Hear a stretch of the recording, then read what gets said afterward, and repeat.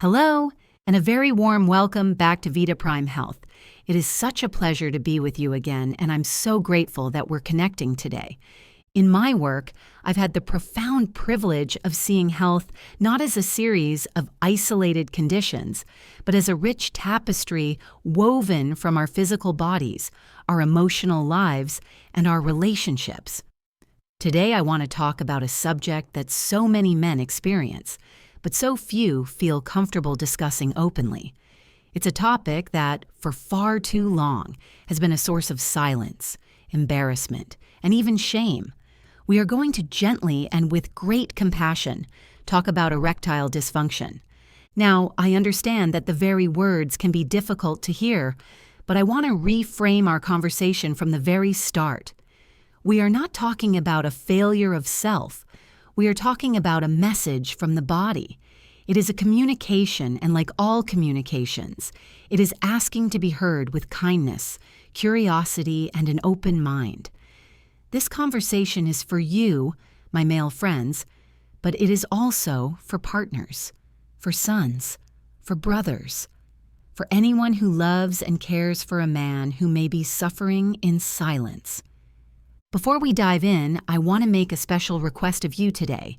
Please, I encourage you to stay with me for our entire time together. We will start with a general overview, but we will progress to a place of actionable and truly life-changing information that I believe will give you a new sense of hope and a clear path forward. You won't want to miss these insights, and I promise you, they are worth the wait. We are going to explore the quiet science behind this condition, the fascinating historical and cultural context that has shaped our perceptions, and most importantly, we will talk about how we can approach this with vulnerability and a sense of shared community. I want you to know unequivocally that what we discuss today is not about a loss of manhood. It is about a loss of blood flow. And that, my friends, is a physical issue with a physical explanation. And it is something we can talk about and something we can work on together. Before we go any further, I would love to hear from you anonymously if you wish. In the comments below, have you or someone you love experienced this? What words of encouragement or wisdom do you have for others who may be struggling with this in silence? Your experiences are not just your own. They are a beacon of light for others walking a similar path. The silent language of the body, understanding the why. Erectile dysfunction, or ED, is medically defined as the consistent or recurrent inability to achieve or maintain an erection firm enough for satisfactory sexual intercourse. But on a human level, it is a profound and often confusing experience that can erode a man's confidence, his sense of self-worth, and strain the most loving of relationships. It is not just a physical condition. It is a deeply emotional one. And while it is more common in men as they age, it is absolutely not an inevitable or unchangeable part of getting older. The statistics can be startling, but they also serve to show us that you are not alone in this.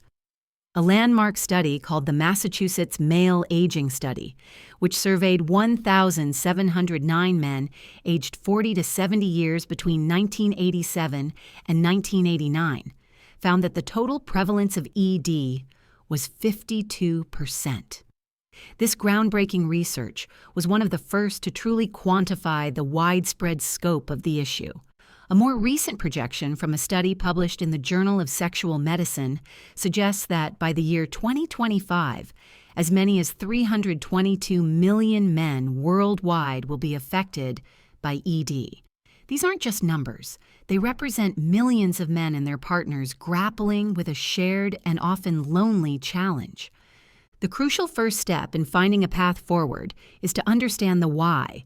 For many years, ED was mistakenly believed to be all in a man's head, caused solely by psychological factors like stress, anxiety, or depression.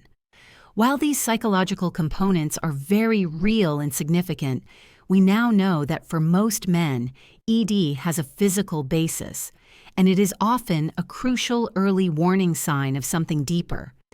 Think of your circulatory system like a vast, intricate network of rivers and streams. The arteries that supply blood to the penis are some of the smallest in the entire body. Because of their size, they are often the very first to show signs of trouble when the circulatory system is under strain. This is a critical point that I cannot emphasize enough.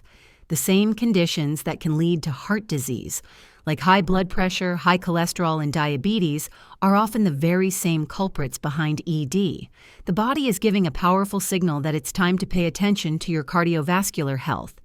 A man experiencing ED may be years away from a heart attack, but his body is giving him an early warning, a quiet whisper that something needs attention. Beyond cardiovascular health, other physical factors can play a significant role.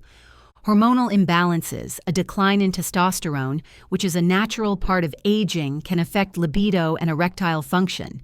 However, clinical studies have shown that it's rarely the sole cause. A 2020 review noted that while testosterone levels begin to gradually decrease around the age of 35, many men with ED have normal testosterone levels. The interplay of hormones is complex, and low testosterone often works in concert with other factors to contribute to the condition. Neurological conditions. Diseases like Parkinson's or multiple sclerosis can interfere with the delicate nerve signals that travel from the brain to the penis, which are essential for triggering an erection. Medications. Certain medications, especially those for high blood pressure, depression, chronic pain, and prostate conditions, can have ED as an unfortunate side effect. This is why it is so important to have an open conversation with your doctor about all of your medications. Surgery and injury.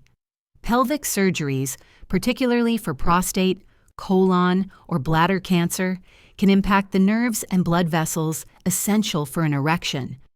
Understanding this medical complexity is the first step toward compassion, both for yourself and for your partner. It helps us move away from a mindset of shame and toward one of gentle, proactive, and effective care. The most important takeaway here is that ED is a symptom, and symptoms have causes that can be identified and addressed with dignity and a sense of hope.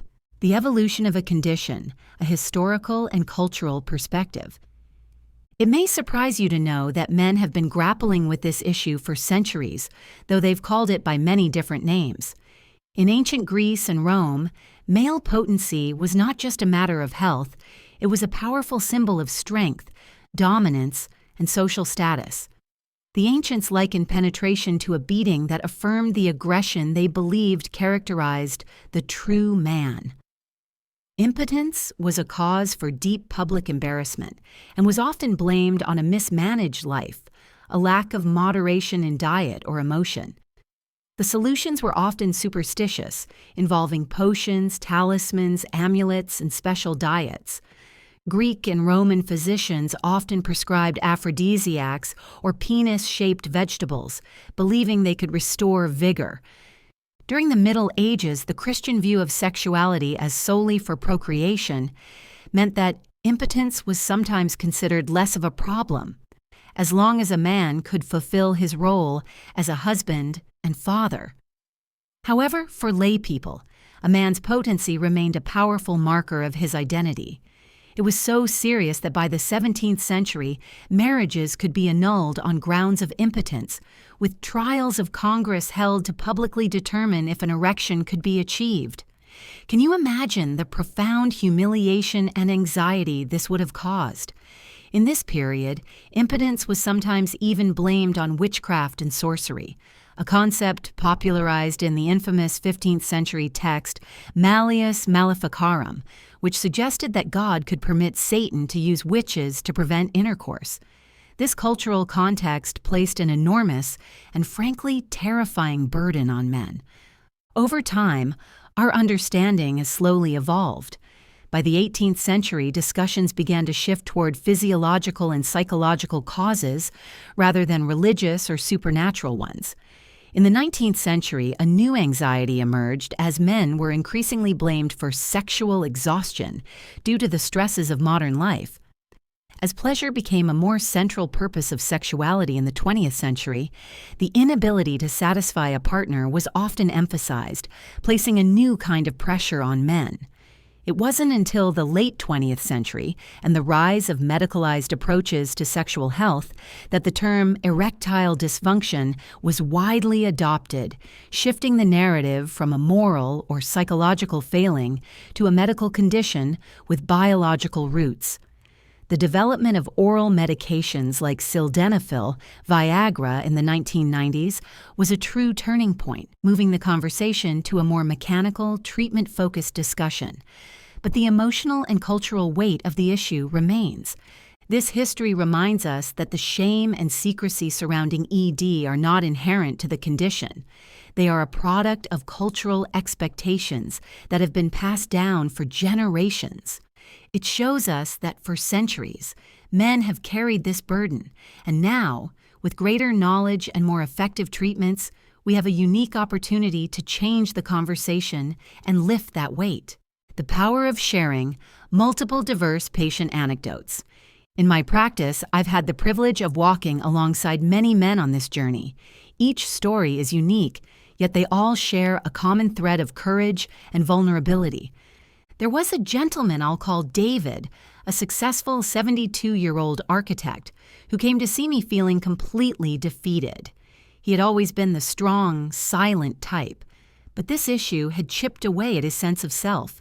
He was on medication for high blood pressure and cholesterol, and he had come to accept his ED as just part of the package of aging. But he and his wife, Clara, missed their intimacy, and it was creating a painful distance between them. I gently explained to David that his ED was a symptom of the very same conditions we were already treating. It wasn't a personal failing. It was a physical manifestation of his body's needs. We adjusted his blood pressure medication and discussed some simple lifestyle changes. He started taking brisk walks every morning and joined a cooking class with Clara to learn heart-healthy recipes. Their shared activity not only improved his physical health, but also brought them closer together. He told me a few months later that the most important treatment wasn't a pill. It was the reopening of communication with his wife. He said, "I thought I was hiding it from her, but she felt the distance and blamed herself. When I finally talked to her, it was like a weight was lifted, and we started working on it as a team." Then there was Mark, a vibrant 65-year-old who loved gardening and spending time with his grandchildren. He was physically active and had a healthy diet, yet he was experiencing ED. His case was more nuanced. Through careful evaluation, we discovered that his issue was less about cardiovascular health and more about stress and anxiety, which he had always bottled up. He was a caretaker for his wife, who had early-stage dementia, and the emotional toll had manifested physically. We worked on relaxation techniques, and I encouraged him to find an outlet for his stress. He started spending more time in his garden, not just tending to it, but truly connecting with the quiet peace of the earth. He and his wife also began seeing a therapist who specialized in couples counseling for seniors. The therapy was not about fixing the ED, but about giving them a safe space to talk about their fears, their grief, and their love for one another. The emotional intimacy they regained was the real remedy. He later told me, "I thought I was just losing a part of myself, but it was really a signal that I needed to take better care of my emotional self, and that was a lesson I needed to learn." I also think of a patient named Michael, a 62-year-old man who was an avid cyclist. He was in peak physical condition but had been struggling with ED for a few months. He was utterly bewildered. We ran tests and found no underlying cardiovascular issues. It turned out that his problem was related to his passion. The constant pressure on his perineum from his bicycle seat was damaging the nerves and blood vessels crucial for an erection. We talked about different ergonomic bike seats and taking breaks during his long rides. He was so relieved to find a simple mechanical cause for his issue that didn't threaten his masculinity or his health. He found a new, more supportive seat, and within a few weeks, his symptoms had largely resolved.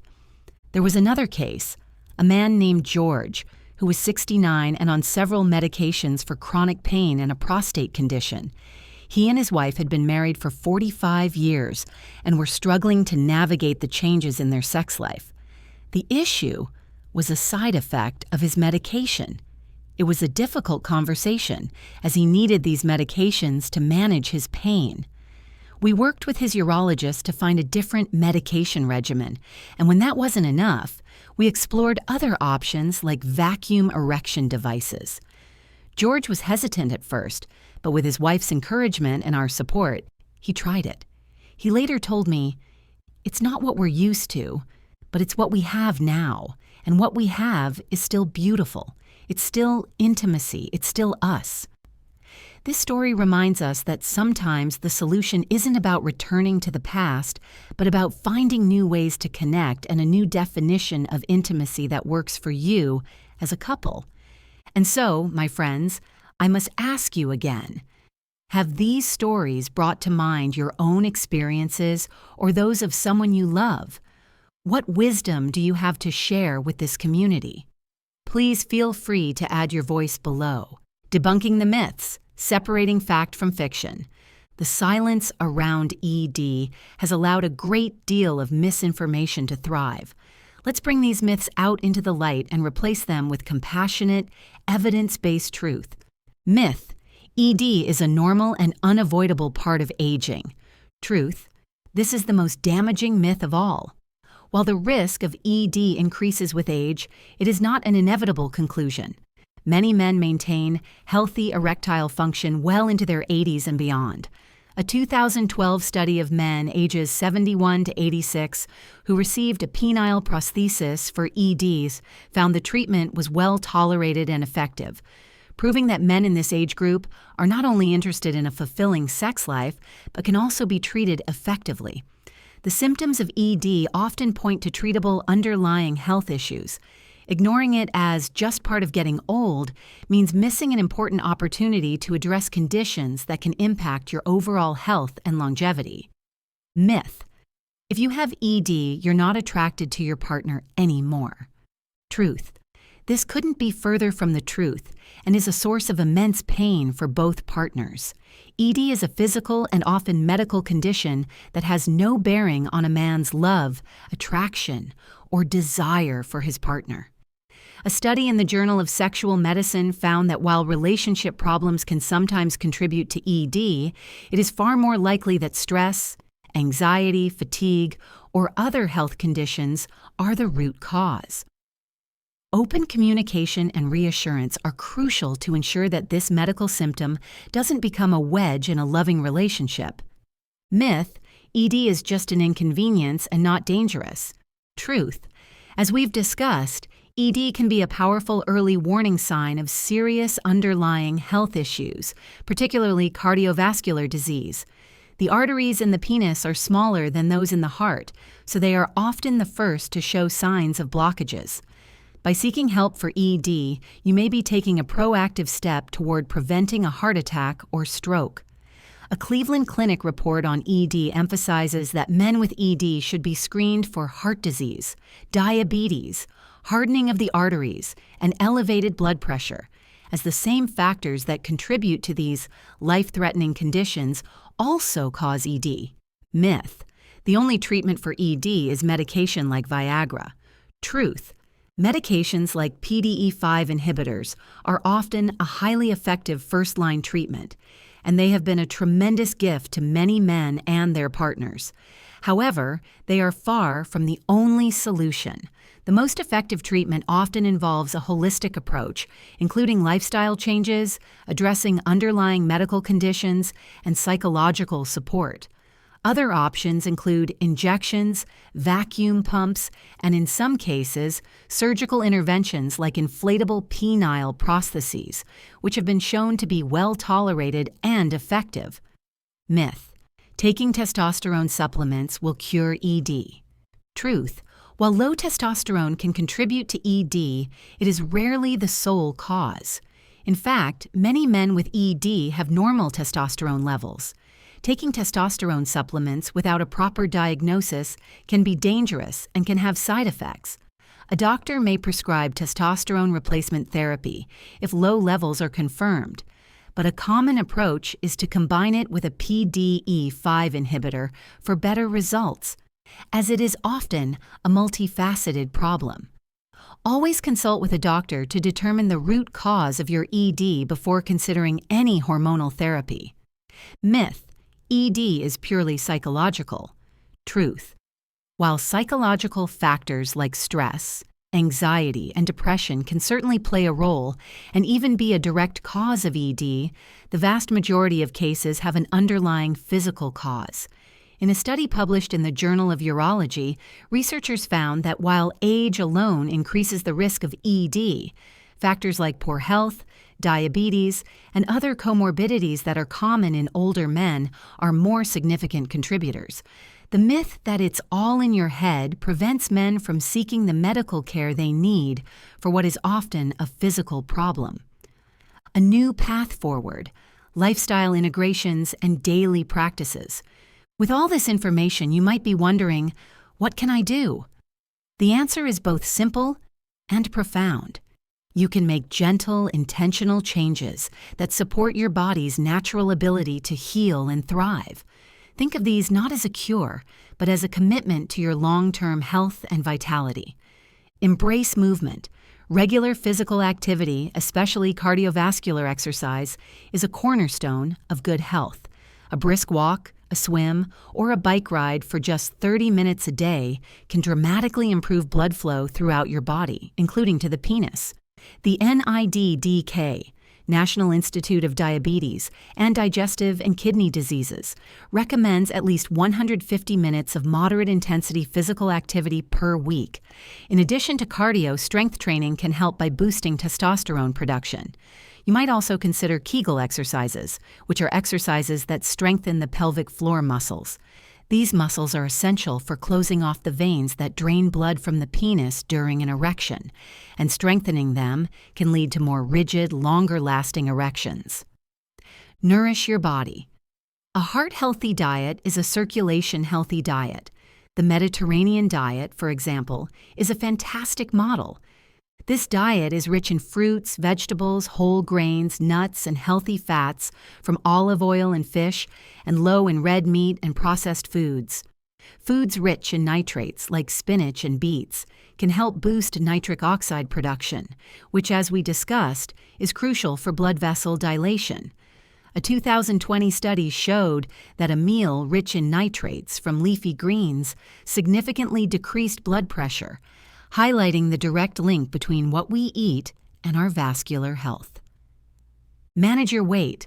Maintaining a healthy body weight is one of the most effective ways to improve erectile function.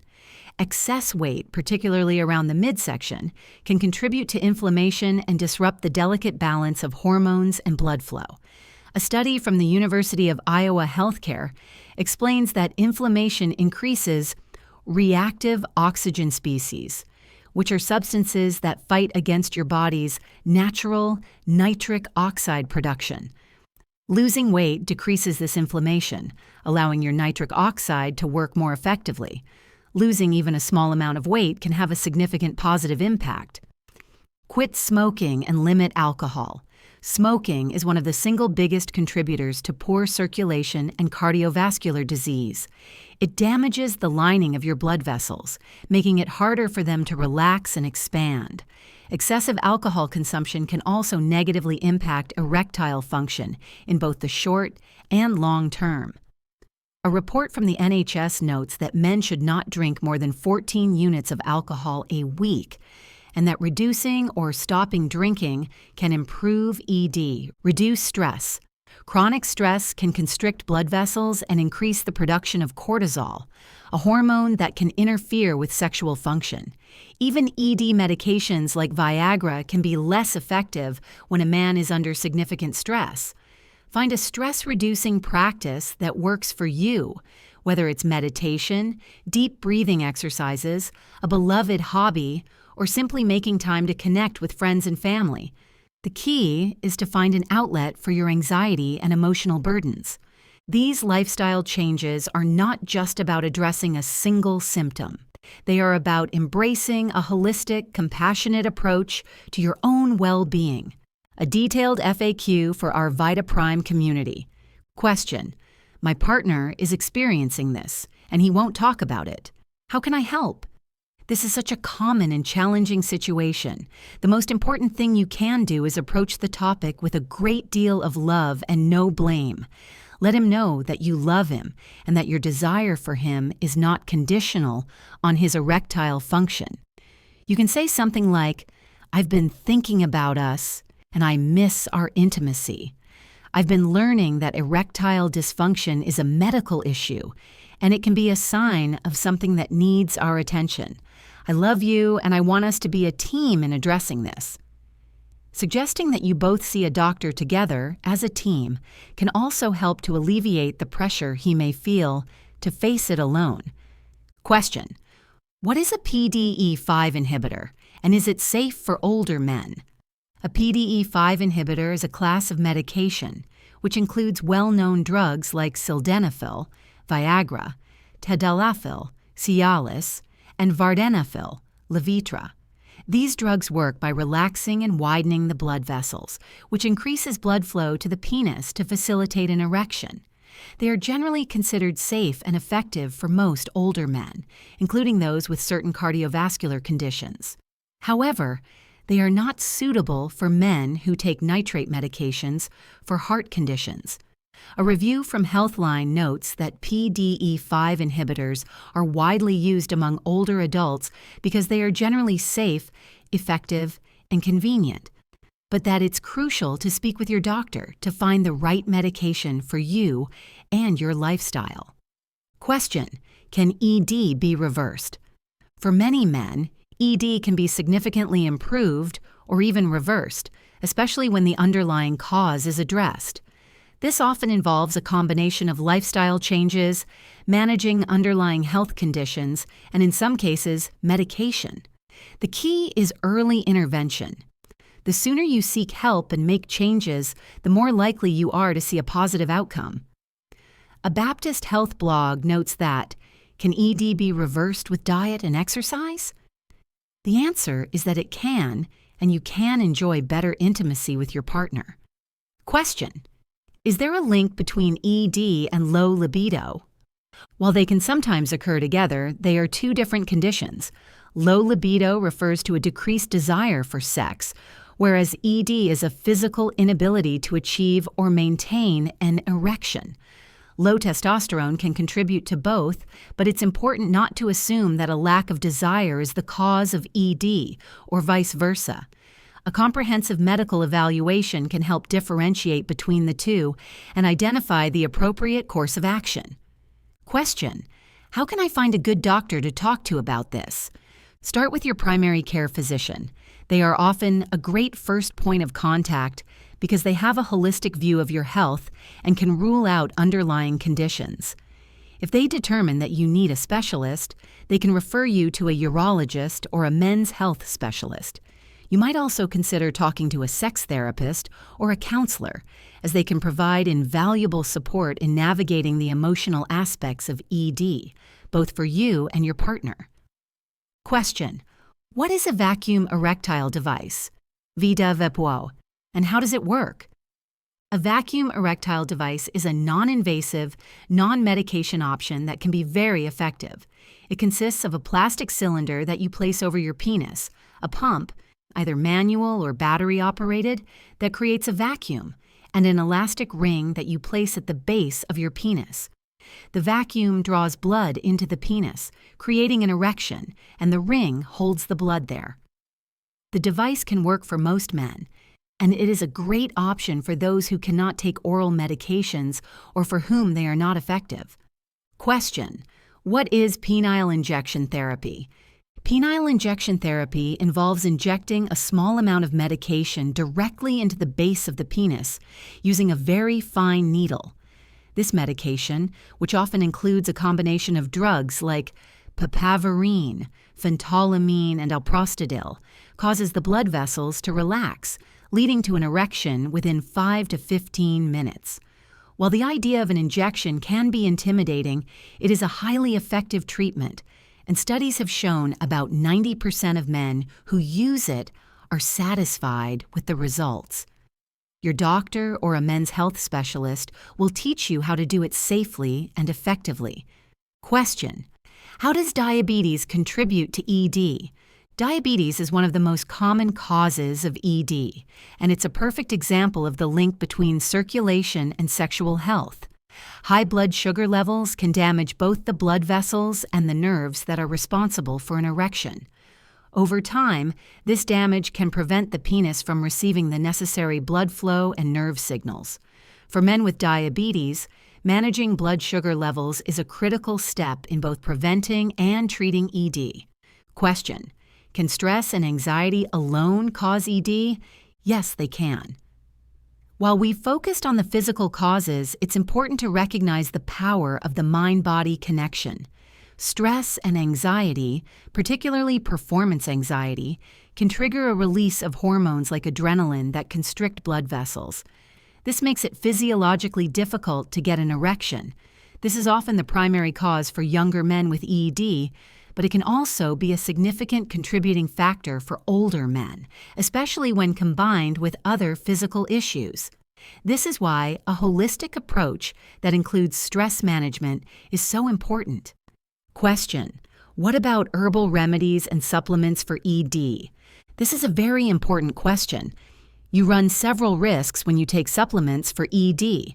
For one thing, many of the supplements sold for ED are unregulated, and you can't be sure of their exact contents. They may contain dangerous ingredients or interact negatively with other medications you are taking. Furthermore, if you take supplements without talking to your doctor, you are missing a critical opportunity to get checked for underlying conditions like diabetes and heart disease that may be causing your ED. It is always safest to consult with a medical professional. As we draw our conversation to a close today, my dear friends, I hope this discussion has brought a sense of relief and a new sense of hope. Remember, erectile dysfunction is not a personal failing. It is a signal from your body, and it is a challenge that you absolutely do not have to face alone. By talking about it openly, by learning about it with compassion, and by taking proactive steps to care for your health, you are not just addressing a physical symptom. You are honoring your body, and you are preserving the beautiful, vital connection you share with the people you love. This journey of wellness, of living fully and vibrantly in our senior years, is one we embark on together. If today's discussion resonated with you, if it offered a fresh perspective or inspired you to make a gentle change, I would be so honored if you would join our ever-growing Vita Prime Health family. Please, subscribe to our channel right now. It's a simple act that ensures you'll receive all our future episodes, each designed to empower you with evidence-based insights and heartfelt support for your well-being. And if you know someone, a cherished family member, a dear friend, or perhaps a valued neighbor who might also find comfort, inspiration, or valuable insights here, I would be deeply grateful if you would share this episode with them. Your sharing helps us extend our embrace, fostering a larger community dedicated to thriving at every age. Let's continue to support each other on this beautiful path. Thank you always for your precious time, your trust, and your unwavering commitment to your own health journey. Until we meet again, take exquisite care of yourselves and keep cultivating that wonderful vitality.